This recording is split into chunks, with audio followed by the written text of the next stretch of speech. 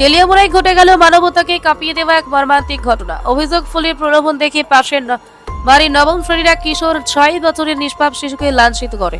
পরিবারের সদস্যরা বাড়িতে না থাকার সূচকে এই নরকীয় ঘটনা ঘটে বলেই জানা গেছে।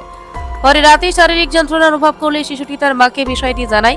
ঘটনাটি জানাজানি হতে এলাকায় তীব্র ক্ষোভ ছড়িয়ে পড়ে। রবিবার স্থানীয় বাসিন্দারা অভিযুক্তকে আটক করে পুলিশের হাতে তুলে দেয়। তেলিয়ামুড়া থানায় পক্সো আইনে মামলা রুজু হয়েছে। এখন এলাকাবাসীর একটাই দাবি, অভিযুক্তের দ্রুত কঠোর শাস্তি নিশ্চিত করতে হবে। ব্যুরো রিপোর্ট, চিনি হামফ্রাই টিভি। সকালবেলা মহারানীপুর থেকে আমার কাছে একটা খবর আছে যে একটা শিশু একটা মেয়ে রেপ কেস। তো যথাযথ আমরা পিএস একটা কমপ্লেনও আইছে।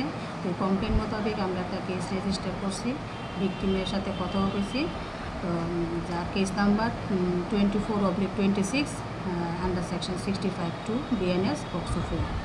তো এখন আমরা ওই কেস মোতাবেক যে অ্যাকিউজড দেখা গেল জুবেনাইল, হ্যাঁ আমরা ডিটেন করছি। ডিটেন করে এখন আমরা রাখছি, তারপরে উইথ প্লেন ক্লথ।